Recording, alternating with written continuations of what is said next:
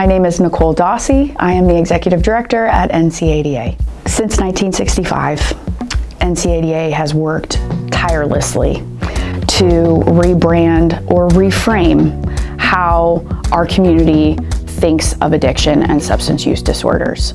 Our foundress, Marty Mann, decades ago, created this organization because she wanted people to understand that addiction is a disease, not a moral failing. It's a family disease that can be impacted and have impact at the community level. So the purpose of our founding was reframing or rebranding this idea of addiction, and it continues today. Why should they care? A better question is, why shouldn't they care? We know that addiction impacts everyone, whether you want to admit it or not. We're entering into the holiday season, and we know that many families have those family members that they're concerned about. They don't exactly know how to have the conversation. They're worried about what their own behavior might suggest. They're worried about what kind of boundaries do they put in place. They're wondering, oh, my kid is going to be watching me drink wine at Thanksgiving. Is that okay? How do I talk to them about it?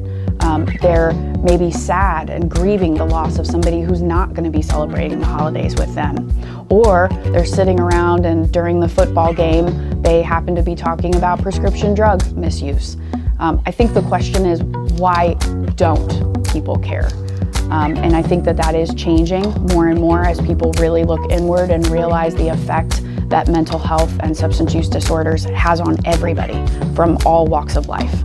I've worked at NCADA for 12 years, and in that time, I've seen a continued desire to emphasize the importance of prevention. We're talking real prevention that begins as early as pre-K.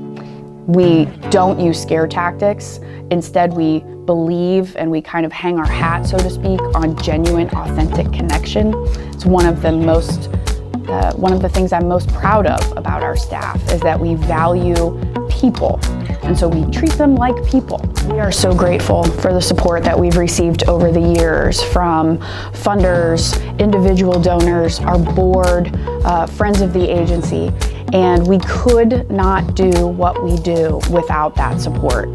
This work is hard, and unfortunately, it doesn't seem to be letting up anytime soon.